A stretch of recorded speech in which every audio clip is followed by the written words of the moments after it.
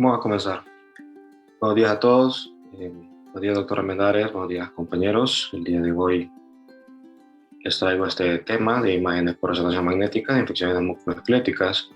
Soy residente de tercer año, Carlos Maldonado Estrada. Vamos a comenzar hablando con una pequeña introducción, hablando que la resonancia magnética resulta ser un excelente método para la evaluación de las infecciones de tejidos blandos, articulaciones y huesos. Esta nos provee un diagnóstico y evaluaciones rápidas de las extensiones de las enfermedades. Es altamente sensible y específica para la detección de hallazgos comunes, siendo la difusión una de las más útiles en aquellos momentos que estamos evaluando abscesos de tejidos blandos. Una única limitante de la resonancia magnética es la poca sensibilidad para la detección de gas dentro de las lesiones. Hablaremos un poco de las consideraciones técnicas, la importancia de conocer las diferentes secuencias de resonancia magnética necesarias y el comportamiento de la misma en estos procesos infecciosos. Por ejemplo, tenemos las secuencias ponderadas en T1, aquellas que nos ayudarán al momento de la evaluación de la médula ósea, así como lesiones de cartílago, secuencias sensibles al líquido, que son las más importantes en diferentes tipos de estudios, como neuroimagen y abdomen. Tenemos las secuencias ponderadas en T2, estas utilizadas con supresión de la grasa, FAT-SAT, también la densidad protónica, que son secuencias que tienen tiempos de repetición cortos y tiempos de eco largos, también utilizadas con FAT-SAT para hacer una mejor diferenciación acerca de los diferentes realces de los tejidos. Las secuencias STIR, que son secuencias de atenuación de la grasa, útiles también en músculo esquelético. Los eco de gradiente, que ya conocemos nosotros, que son útiles en aquellos momentos que estamos evaluando lesiones que tienen contenido cálcico o contenido hemático. También tiene una importancia bastante elevada al momento de valorar la presencia de gas dentro de las lesiones. También utilizamos secuencias ponderadas en T1 con saturación de la grasa, FAT-SAT, más utilización de medio de contraste, esto utilizado antes y después del medio de contraste, ¿verdad? Y las secuencias de difusión, que son secuencias que utilizan el movimiento browniano de las moléculas de hidrógeno para mostrarnos la restricción de las moléculas de agua, útil en aquellos momentos que estamos evaluando lesiones abscesadas. Tenemos que mencionar también algunos otros métodos, como son los más básicos, como las radiografías, que nunca pierden su valor en aquellos momentos debido a que es altamente difundida y un precio-costo bajo, donde podemos observar la integridad ósea, así como la presencia también de edema de los tejidos blandos y presencia de gas en los mismos. El ultrasonido, que también es un método de bajo costo y altamente accesible, en el cual podemos valorar aquellas lesiones y mostrar las características internas de las mismas. En aquel momento que estamos evaluando abscesos, podemos observar las características del líquido. Lo único limitante es que no tendrá una buena valoración a nivel óseo, ¿verdad? No podemos valorar adecuadamente la presencia de una osteomielitis, por ejemplo. Tenemos la tomografía, que es un método útil también para valorar tanto las estructuras óseas, la afectación de los tejidos blandos, así como la presencia de gas. Tiene mayor sensibilidad a la presencia de gas. Entre la fisiopatología de las infecciones, tenemos que a menudo son productos de la inoculación a través de la piel, la cual pierde su integridad y permite la entrada de microorganismos.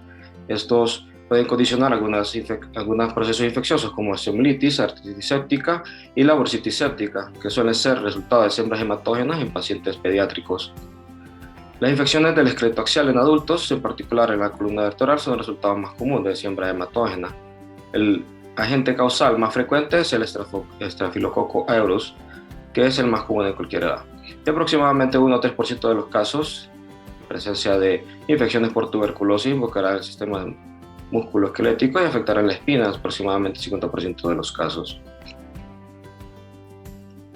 Hablaremos un poco de los hallazgos clínicos de la resonancia magnética en infecciones musculoesqueléticas de los tejidos blandos. Tenemos diferentes tipos de patologías, englobadas entre ellas la celulitis, los abscesos, flemón, las fascitis superficiales y profundas, las citis necrotizantes, piomiositis, bursitis infecciosas, sépticas, tenosynovitis y linfadenitis infecciosa. Vamos a ir desglosando cada una de ellas. Hablando un poco de la celulitis, estas son infecciones de la dermis profunda y tejido celular subcutáneo superficiales de etiología bacteriana. Los más frecuentes agentes causales son el Staphylococcus aureus y el Streptococcus pyogenes. Esto viene siendo un diagnóstico clínico debido a que el edema de tejido blando no solo puede ser visto en infección, sino que también en trauma, linfedema, estasis venosa o incluso insuficiencia cardíaca. En la resonancia magnética lo observaremos como engrosamiento de la piel y la grasa subcutánea. Se mostrará como señal hipointensa en imágenes ponderadas en T1 y hiperintensa en imágenes sensibles al líquido. Y el realce será un poco variable tras la limitación de medio de contraste. Aquí tenemos nuestro primer ejemplo. Es una secuencia de resonancia magnética ponderada en T1 con saturación de la grasa posterior a la administración de medio de contraste. Aquí en la región dorsal de la mano podemos observar cierto grado de asimetría con un aumento de los tejidos blandos. Vemos una señal aumentada de los mismos, observando que hay un realce ávido en esta zona por la cuestión del proceso infeccioso, y vemos esta pequeña área de baja intensidad de señal con realce periférico, esto un pequeño absceso.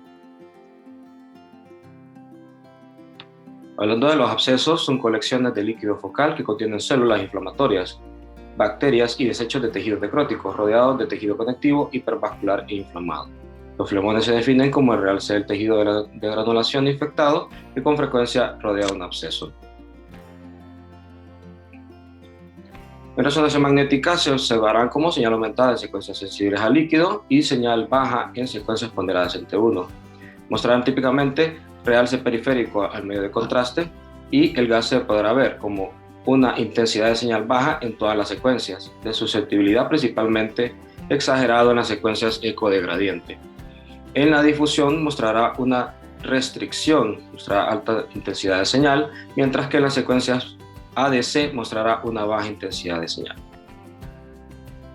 Aquí tenemos unos ejemplos. Comenzaremos por el ejemplo de acá, que es una secuencia ponderada en T2 con saturación de la grasa, donde observamos en el sitio anatómico de los glúteos medio y inferior esta pequeña lesión de alta intensidad de señal homogénea, la cual está bien circunscrita, es amorfa en el lado derecho. En esta otra secuencia que vemos aquí en el inciso B, observamos una secuencia T1 sin saturación de la grasa, previo a la administración de medio de contraste, donde observamos que dicha lesión se comporta de forma parecida a la intensidad de la médula ósea. Aquí en el C, en la proyección de T1 con saturación de la grasa posterior al medio de contraste, observamos cómo la lesión muestra un realce periférico al contraste, así como también aumento de intensidad de señal dentro de los músculos glúteos. Esto visto también, no solamente esto es propiamente del absceso, mientras que este aumento de señal puede ser una piomiositis o también considerado como un flemón. Luego en esta secuencia, en la inciso D, observamos una secuencia también axial en difusión, donde vemos la marcada restricción de la lesión. Así se observan los abscesos, se observan como una alta intensidad de señal, mientras que en esta otra, que es el mapa de ADC, se observará de una baja intensidad de señal.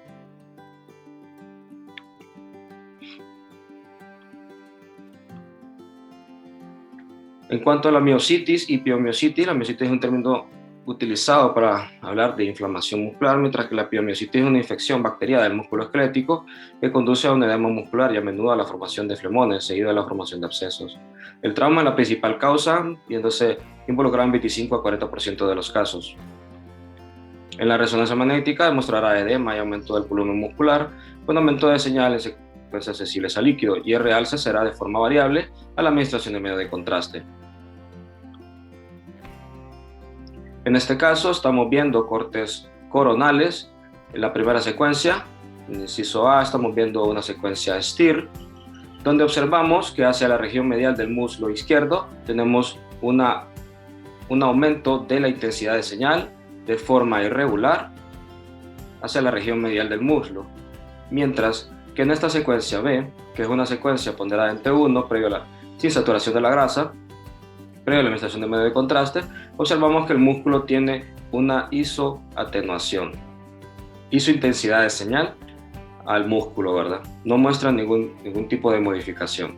Pero cuando utilizamos secuencias ponderadas en T1 con saturación de la grasa tras la administración de medio de contraste, podemos observar estos realces de forma irregular y una pequeña área que está aquí bien delimitada, bien demarcada, la cual no muestra realce. Esto visto en aquellas lesiones de tipo mionecrosis. La fascitis superficial profunda y necrotizante suele ser causada por inoculación directa por trauma. En la fascitis necrotizante es una infección grave, que es rápidamente progresiva y potencialmente mortal, que ocurre en pacientes inmunocomprometidos. La mayoría son polibacterianos y están involucrados agentes como Clostridium y Cocci y gram positivos, y puede afectar los miembros inferiores hasta 50% de los casos.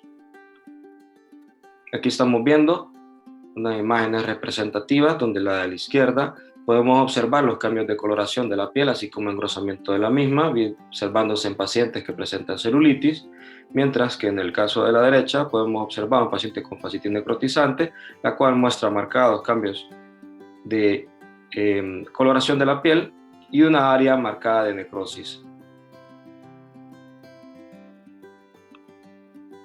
En la resonancia magnética, la fascia se verá engrosada con un aumento de intensidad de señal en secuencias sensibles al líquido y el realce será de forma variable. Aquí tenemos ejemplos.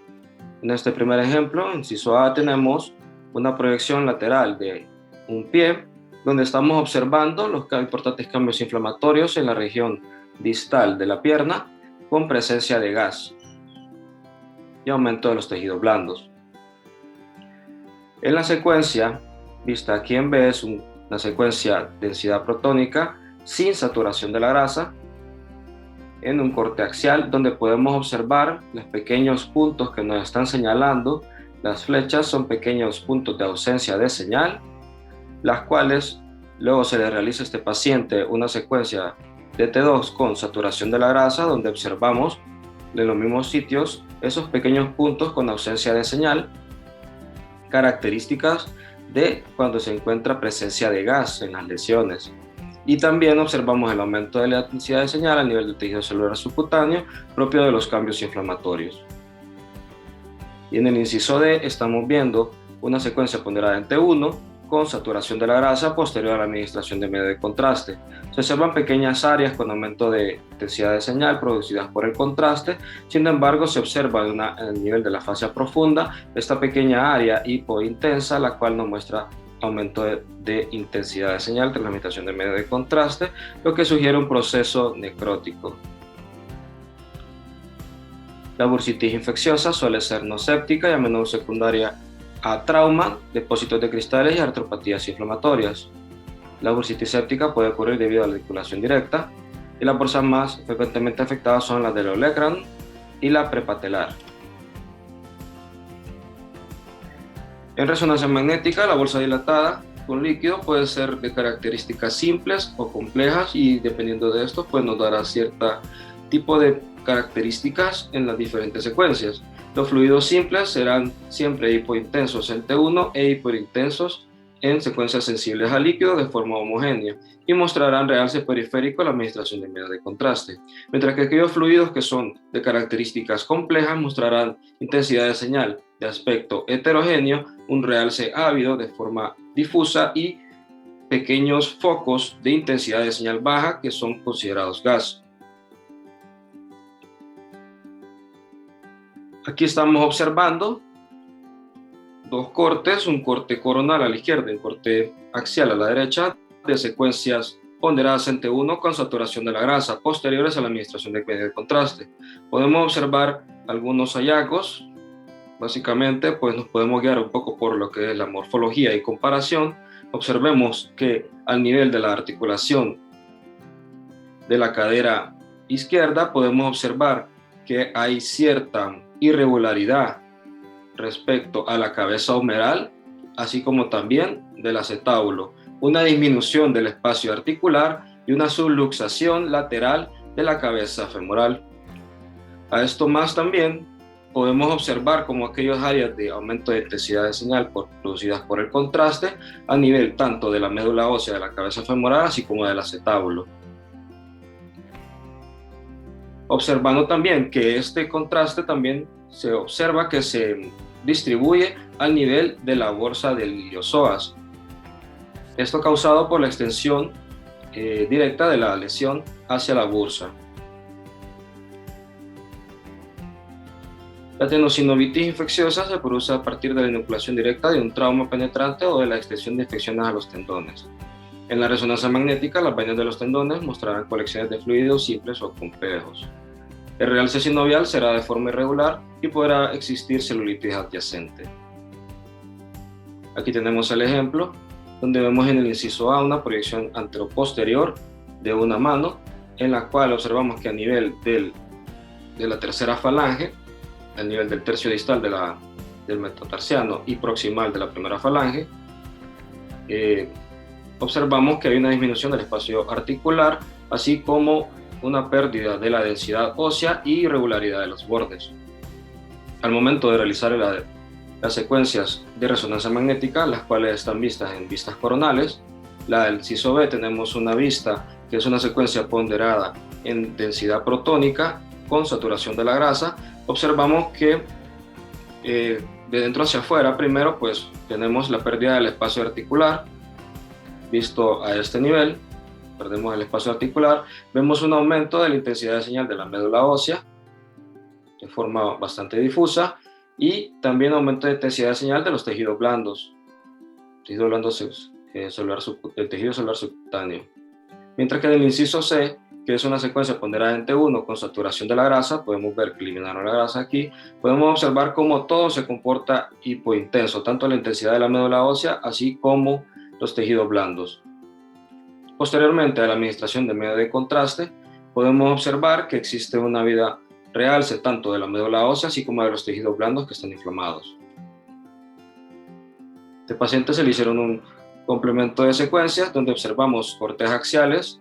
El primero es una densidad protónica donde estamos observando, siempre recordando la intensidad de la médula ósea que está aumentada. En este caso observen las que están normales o las de este lado que se observan así típicamente hipointensas, aquí está aumentada, así como también un aumento de intensidad de señal a nivel de la vaina del tendón del flexor de este dedo, el tercer dedo. Vemos un aumento de la intensidad de señal, incluso el tendón se mira engrosado. Luego tenemos esta secuencia del centro, que es una secuencia T1 con saturación de la grasa, la cual los cambios inflamatorios pues se notarán o isointensos o hipointensos, ¿verdad?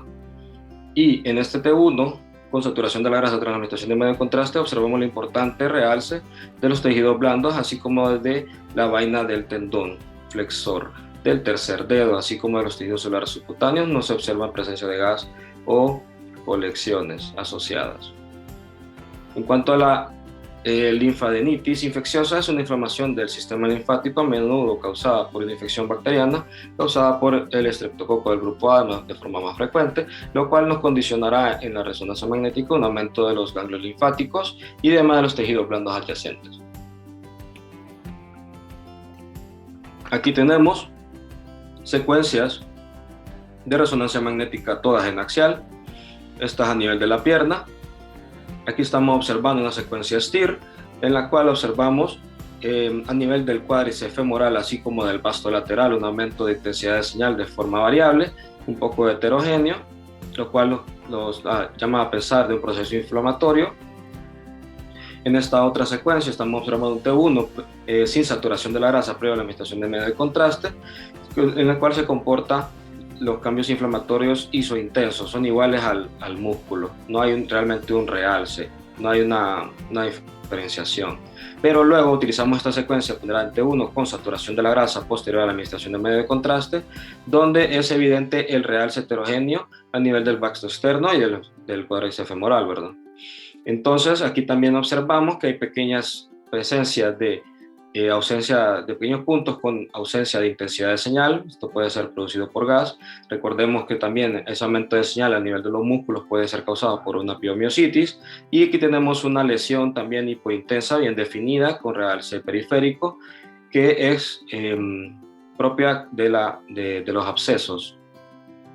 Luego nos vamos un poco más hacia la región de la articulación pélvica, donde observamos que estos cambios inflamatorios en este paciente en particular se extienden hacia la región del glúteo medio y glúteo menor, observando también este importante realce. Esta es una secuencia también T1 con saturación de la grasa con medio de contraste, y observamos también estos pequeños focos de ausencia de señal de lesiones bien definidas, también son propios de los abscesos. Y aquí en la región inguinal podemos ver estos ganglios de características inflamatorias aumentados de tamaño con ese realce heterogéneo de la administración de medio de contraste. Ahora, los hallazgos de imágenes vistos en infecciones musculoesqueléticas tipo osteomielitis aguda, subaguda y crónica. La osteomielitis es una infección de la médula ósea que puede ocurrir debido a la diseminación hematógena o un trauma directo. La agente causal más frecuente siempre será el Staphylococcus aureus y más comúnmente en niños, y en adultos será más afectada la columna vertebral, la pelvis y los huesos pequeños. En la fase aguda existirá hiperemia ósea, edema, desmineralización ósea, destrucción de trabéculas óseas, reemplazo de la grasa normal de la médula ósea por infiltrados neutrófilos. En la resonancia magnética tendremos edema periosteal con alta intensidad de señal en secuencias sensibles al líquido y baja intensidad de señal en secuencias ponderadas en T1, el edema de los tejidos blandos, y podemos encontrar entonces también los abscesos intraóseos que pueden mostrar restricción a las secuencias de difusión. Aquí tenemos 3 secuencias de resonancia magnética en cortes sagitales. El primero, el inciso A, es una secuencia ponderada en STIR, donde podemos observar que la médula ósea, como estamos acostumbrados a verla, no es homogénea, sino que tiene ciertas áreas con aumento de intensidad de señal. Esto visto en aquellos momentos que estamos observando abscesos intraóseos. Así también presenta un aumento de intensidad de señal en la porción posterior de la tibia. Esto propiamente visto en abscesos que son subperiosteales. En la secuencia del centro, que es una secuencia en T1 sin saturación de la grasa, sin contraste, estamos observando que estos pequeños focos que estamos viendo, los hipertensos en el STIR, se observan hipointensos, así como la colección se comporta isointensa a las características de los músculos. Ya posteriormente utilizamos esta secuencia, que es una secuencia T1 con saturación de la grasa tras la administración de medio de contraste, donde observamos un realce heterogéneo a nivel de la médula ósea y un realce periférico al nivel del absceso subperiosteal. Puede formarse un absceso intraóseo con consiguiente necrosis y una porción del hueso conocida como absceso de Brody. Estos se podrán observar de 2 tipos, uno cortical, que se caracteriza por necrosis central y un área de engrosamiento cortical, y uno intramedular, que se caracteriza por un aumento del centro rodeado de esclerosis periféricamente definida. En cuanto a la osteomielitis crónica, se dará después de las 6 semanas. Esta se dará como una osteonecrosis rodeada de una infección persistente. Hay algunos términos que debemos de esclarecer, como el secuestro, que es un fragmento óseo necrótico infectado separado del hueso vivo por tejido de granulación, y a este lo podrá haber rodeado una nueva formación ósea reactiva conocida como involucro. Y aquellos momentos que encontramos defectos y o aperturas periosteales en el involucro se le conocerá como cloaca. Estos conceptos son importantes al momento de realizar las evaluaciones. Aquí tenemos, por ejemplo, en este caso el inciso A, tenemos una proyección de rayos X en antero-posterior, donde llamamos aquí al tercio distal de la tibia. En la cara externa podemos observar una alteración de la densidad ósea con afectación cortical, donde podemos ver claramente un fragmento óseo, el cual está completamente separado del resto, ¿verdad? Esto sería nuestro secuestro, y esta pequeña comunicación que se observa más radiolúcida, que nos muestra los puntos de flecha blanca. Este sería nuestra cloaca, y existe un aumento de la radioopacidad a nivel periférico, a este nivel, que sería nuestra nueva formación de hueso, que sería el involucro. Ya vista en secuencias de resonancia magnética, en el inciso B, estamos viendo una secuencia en STIR, podemos verlo de mejor manera, ¿verdad? Aquí la flecha larga nos está señalando ese fragmento óseo que está separado del resto del componente óseo de la tibia. Podemos observar también cómo existe esta pequeña comunicación que muestra aumento de señal con cambios inflamatorios del tejido celular subcutáneo. En esta comunicación es la cloaca, y esta pequeña área de la tibia que está coordinando con ello, que tiene también una disminución de la intensidad de señal, es el involucro. En secuencias ponderadas en T1, en este caso estamos viendo sin saturación de la grasa, sin contraste, podemos verla que el hueso siempre se comportará hipointenso, mientras que las lesiones de características inflamatorias que estamos viendo hiperintensas en secuencias sensibles a líquido pueden verse como isointensas o hipointensas.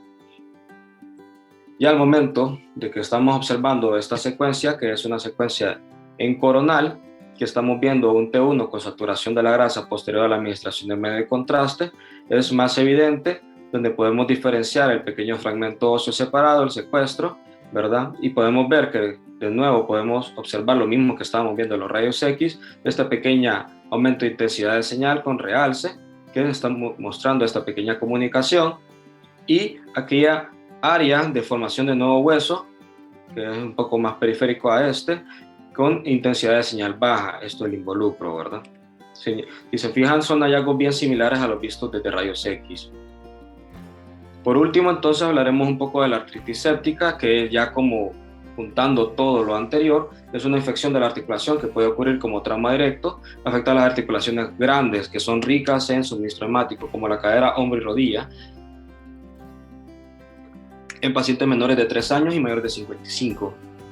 Sin embargo, el estándar de oro será la artrocentesis con cultivo. Y en la resonancia magnética podemos encontrar derrames articulares, sinovitis de realce grueso, edema de médula ósea, datos de osteomielitis, realce de médula ósea, medio de contraste, erosiones óseas y destrucción ósea.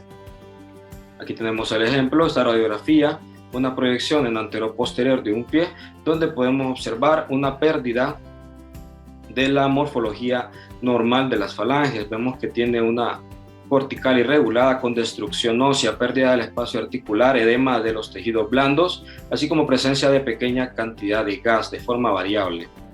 Luego en el inciso B estamos observando una secuencia en sagital de STIR, donde observamos varios hallazgos. Primero es observar este pequeño defecto a nivel del primer ortejo, ¿verdad? Una pequeña úlcera. Luego observemos la intensidad de señal de la médula ósea que está aumentada respecto a la que está sana, y luego también el aumento de intensidad de señal de los tejidos blandos. En este otro caso estamos viendo la secuencia del pie, nada más que lo estamos viendo en un corte axial de un T1 sin saturación de la grasa, previo a la administración de medio de contraste, donde vemos que los hallazgos se comportan hipointensos, tanto la presencia de los cambios inflamatorios de la médula ósea, así como de los tejidos blandos. Mientras que en esta secuencia T1 con saturación de la grasa posterior a la administración de medio de contraste, podemos observar esta realce ávido a nivel de los tejidos blandos, así como también de la médula ósea, ¿verdad? Y esa pérdida de realce también a nivel del extremo distal del primer dedo. Esta es la bibliografía utilizada, es un artículo de resonancia magnética de las imágenes musculoesqueléticas en infección, que fue publicado en 2022. Espero les haya gustado y pues estoy abierto a las consultas y preguntas. Gracias.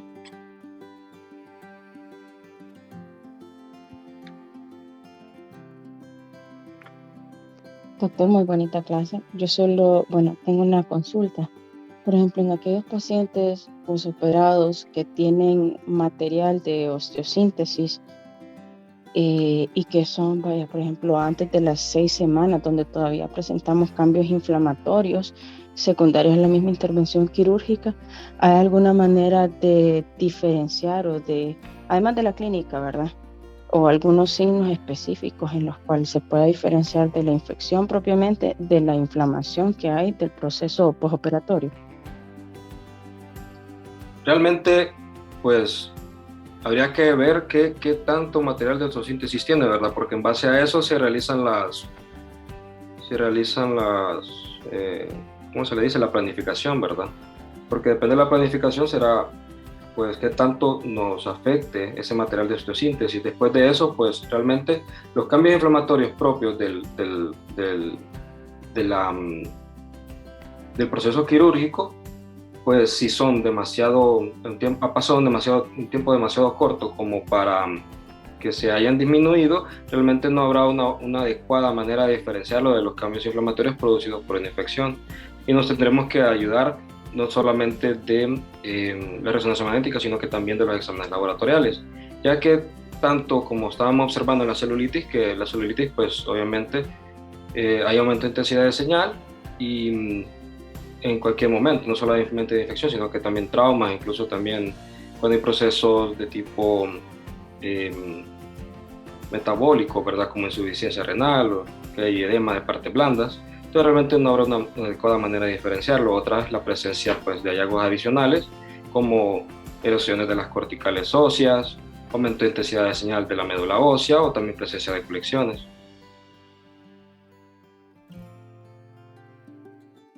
Muchas gracias, doctor. Carlos, lo felicito, muy bonita clase, bien explicada, con todo y el contexto y la distribución y las secuencias, muy bonito. En cuanto a Denise, la pregunta que hacía, no tenemos en nuestro medio protocolos establecidos de hacer estudios de control con resonancia postquirúrgicos. Hay las indicaciones son muy específicas o muy precisas y no de tan corto tiempo. Se utilizan en muchas ocasiones otros métodos de valorar en pacientes postoperatorios cuando la evolución clínica no es la adecuada, que puede ser el ultrasonido, en algunos casos la tomografía. Como decía Carlos, la estructura o el tipo de material de osteosíntesis va a definir si en realidad se puede hacer o no la resonancia. Hay que entender que muchas veces no es el punto solo que mueva el material metálico de la resonancia, sino que también involucra que hay muchos materiales que generan un calentamiento después de realizar un estudio de resonancia magnética. Entonces, todos esos factores hay que tener mucho cuidado en el momento de valorar a un paciente. Cumplen casi el mismo principio que en mama. Ustedes saben que realizar una mamografía muy cercana al tiempo postquirúrgico no puedes dar una información adecuada porque los cambios inflamatorios pueden simular un proceso infiltrativo. Entonces, todas las cosas hay que tenerlas en cuenta en el momento de realizar un estudio de control si fuera necesario. En cuanto a la importancia de usar el material de contraste en la resonancia magnética, es vital las secuencias de supresión grasa, como dijo Carlos, porque nos ayudan a diferenciar en la mayoría de los casos muchas patologías. Si bien es cierto, Carlos refiere que el gas es algo muy difícil de valorar en la resonancia magnética, pero recordemos que tenemos y siempre debemos de tener como base un estudio radiológico convencional que va a ser nuestro apoyo y nuestra ayuda en el momento de interpretar o tratar de entender el estudio de resonancia que tenemos en las manos. No se nos olvide eso. El estudio convencional siempre será un apoyo para complementar con los diagnósticos. Por lo demás, Carlos, gracias. La clase muy excelente. Gracias, doctor. Gracias, compañeros. Si no hay más comentarios, concluiríamos la clase del día de hoy.